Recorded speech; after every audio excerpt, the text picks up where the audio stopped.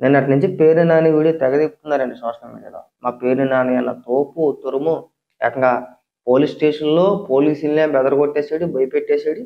ఇంక మా పేరు నాని అంత మొగోడు ఇంకెవడు లేడని చెప్పేసని చెప్తున్నారు. ఒకసారి ఆ వీడియో ఏంటనేది చూపిస్తా చూడండి.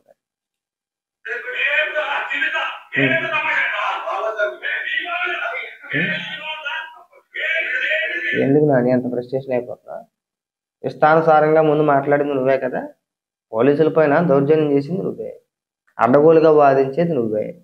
పోలీసు వారు ఒకటి సమాధానం మీకు చెప్తా ఉంటే నువ్వు వాదించే అడ్డగోలు వాదన ఇంకొకటి. ఎంతసేపు అని చెప్పేసి నువ్వు ఓపికగా కూర్చుంటారు? అంటే మీకు ఎదురు మాట్లాడకూడదా? నువ్వు స్టేషన్‌లో కూర్చొని పెద్ద పెద్ద కేకలేసేసి అడ్డగోలుగా వాదించేసి తలా తోక లేకుండా వాదింటున్నాడు. నేను ఒక వీడియో చూసా ఫుల్ వీడియో. అందులో పేర్ని నాని పోలీస్ అధికారిని పట్టుకొని మేము అధికారంలోకి వచ్చిన తర్వాత నీ సంగతి తేలుస్తాం అన్నాడు. పేర్ని నాని అన్నాడు. దానికి కౌంటర్‌గా ఆయన సరే సార్ మీ ఇష్టం. మీకు నచ్చింది చేయండి. మహా అయితే ఉరేత్తారు అంతకు మించి ఏం చేయరు కదా అని చెప్పేసని పోలీస్ అధికారి అన్నాడు. దానికి పేర్ని నాని చేసిన రభస ఏంటంటే మా వోడిని ఇప్పుడు ఉరేహేత్తారా? ఏసేయి. ఉరేహేత్తారా? ఉరేసి ఆ ఉరి అనే పదాన్ని ఒక 1000 సార్లు వాడాడు అక్కడే. అంటే నువ్వు మాత్రం పోలీస్ అధికారులు మేము వచ్చి నీ సంగతి తేలుస్తా ఉంటే అర్థం ఏంటి? నాకు అర్థం కావట్లా పేర్ని నాని. అంటే ఏంటి మీరు అధికారంలోకి వస్తే సామాన్య ప్రజల్ని బతకనివ్వరు, తెలుగుదేశం నాయకుల్ని, కార్యకర్తల్ని బతకనివ్వరు, ఇంక చివరికి పోలీస్ అధికారులను కూడా బతకనివ్వరు. వాళ్ళ పైన వ్యక్తిగతంగా, భౌతికంగా దాడులు చేస్తామని చెప్పేసని బహిరంగంగా పోలీస్ స్టేషన్‌లో కూర్చొని వాళ్ళని బెదిరిస్తున్నారు. మరి ఇది నీ పైత్యం కాదా?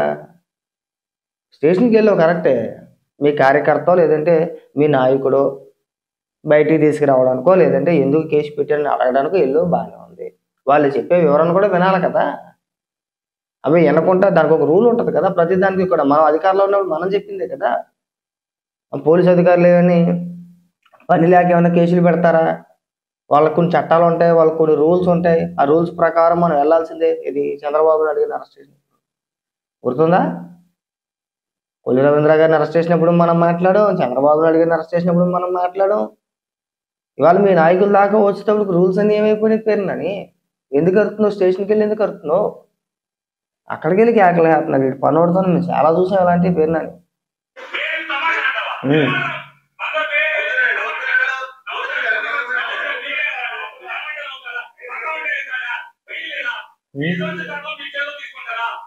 నువ్వు వెళ్ళి అధికారుల మీద అరిచేత్తలేదా పేరునని? నాకు అర్థం కావట్లా. మాట్లాడితే వ్యవస్థలో, చట్టాలో గౌరవం అంటావు కదా! మరి పోలీస్ అధికారిని ఎలా బెదిరించేసావు నువ్వు? మేము అధికారంలోకి వచ్చిన తర్వాత నీ సంగతి చూస్తామని చెప్పేసి ఏ విధంగా అన్నావు నువ్వు? మరి దానికి ఎందుకు సమాధానం చెప్పట్లా? అరుస్తున్నాడు ఈడు పెద్ద పెద్ద కేకలు. హ్మ్.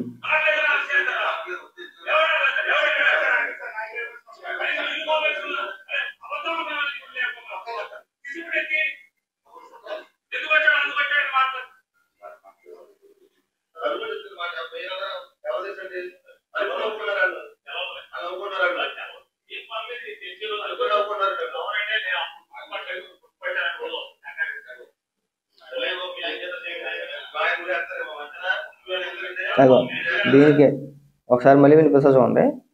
మేము అధికారంలోకి వచ్చిన తర్వాత నేను ఏంటో చూపిస్తానని చెప్పేసి అన్నాడు. దానికి ఆ పోలీస్ అధికారి ఇచ్చిన సమాధానం అన్నమాట. ఒకసారి చూడండి.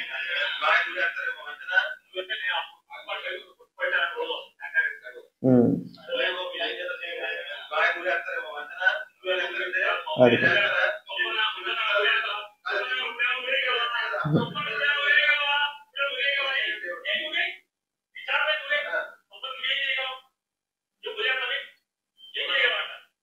ఇప్పుడు అదే వీడియోలో ఆ పోలీస్ అధికారిని కంగారు పడమాకు, నేనంటే అధికారంలోకి వచ్చిన తర్వాత ఆ రోజు నన్ను ఎందుకు గుర్తుపట్టలేదా అని చెప్పేసి అని చేస్తాను, నీ సంగతి తేలుస్తాను, నీ అంచు చేస్తాను అని చెప్పేసి అదే వీడియోలో మాట్లాడి నువ్వు పోలీసుని బెదిరించి దానికి ఆయన కౌంటర్గా ఏమన్నాడు? మీ ఇష్టమయ్యే బాబు ఏం చేస్తారు చేయని మహా అయితే ఊరేస్తారు అంతే కదా అన్నాడు. దానికి మళ్ళీ డైవర్ట్ చేసేసాడు ఇక్కడ. సుబ్బన్న ఊరేస్తావా వేసే ఏమో తెలియదు అట్లా అవి నీ లేక తెలుగుతా లెక్కన చూసి నీ పేరు నాకు అర్థం కావట్లేదు నీకు. ఇప్పుడు మీ సైకోగాళ్ళు ఉంటారు కొంతమంది పేటీఎం కార్యకర్తలు, వాళ్ళు పోలీసు వ్యవస్థకు వాళ్ళు ఆ గౌరవం ఎవరు? పోలీసుల పైనే తిరిగి దాడులు చేసే పరిస్థితి తీసుకొచ్చారు వాళ్ళని. మీరు అంతే. మీరు ఏం చెప్పాలనుకుంటున్నారయ్యా? మిమ్మల్ని చూసే కదా రెచ్చిపోయేది వీళ్ళంతా కూడా. మీ నాయకుడేమో గంజాయి బ్యాచ్కి సపోర్ట్ చేస్తారు, మీరు వెళ్ళి పోలీసుల పైన దౌర్జన్యం ప్రదర్శిస్తారు. ఎందుకు అసలు నాకు అర్థం కావట్లా. మీరు ఇలా ఉన్నారు కాబట్టికే, ఇంత అహంకారంగా ప్రవర్తించారు కాబట్టికే మనకి 151 నుంచి 11కు వచ్చినాయి. మన బలుపు మాటలు, బలుపు ప్రవర్తన, ఆ? ఎవరిని పడితే వాళ్ళని ఇష్టానుసారంగా మాట్లాడాలో, ఇలా రకరకాల కారణాలు ఉన్నాయి. ఇంకా మళ్ళీ మార్పు రాలా. నువ్వేమనుకుంటున్నావంటే ప్రభుత్వం మన పైన సీరియస్గా ఏమి యాక్షన్ తీసుకుంటలేదు కదా, మనం ఎన్ని తినేసినా, రేషన్ బియ్యం దోచేసినా, పైగా అది కూడా దరిద్రానికి మళ్ళీ మీ ఆవిడ పేరెట్టు, లేకపోతే ఈ పాటు నేను ఎప్పుడో చెక్కుదురు అని గట్టిగా మాట్లాడితే ఆడవాళ్ళు అడ్డం పెట్టుకొని రాజకీయం చేసి నువ్వు కూడా పోలీస్ స్టేషన్కి వెళ్ళి పోలీసులు బెదిరించేస్తున్నావు అంటే ఇంకేమన్నా కానీ నాకు అర్థం కావట్లా. ఆ రేషన్ గొడవలు ఉన్నాయి కదా, బియ్యం గొడవలు, అలా ఆవిడ పేరుని పెట్టాడు.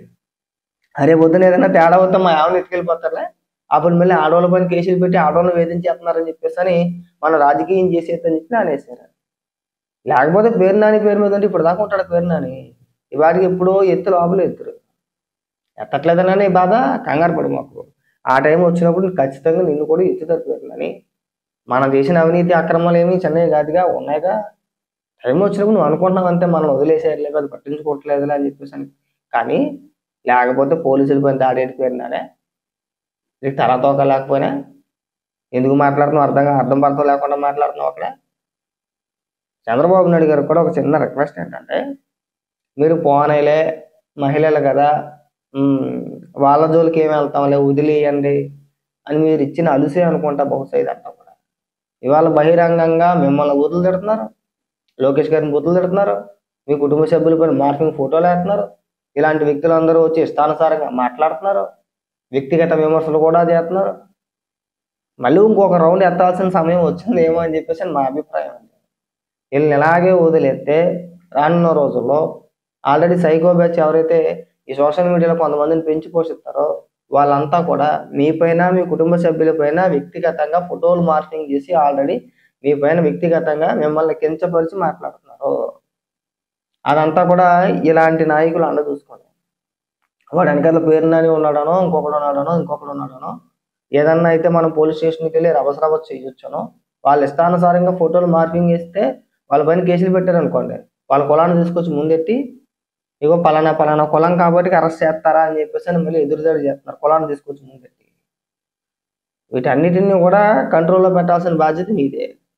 ఆ తర్వాత మనం ఎన్ని మాట్లాడుకున్నా వాళ్ళని ఇప్పుడు ఫ్రీగా వదిలేసి మనం ఎన్ని మాట్లాడినా ఇక్కడ ఉపయోగం ఉండదండి.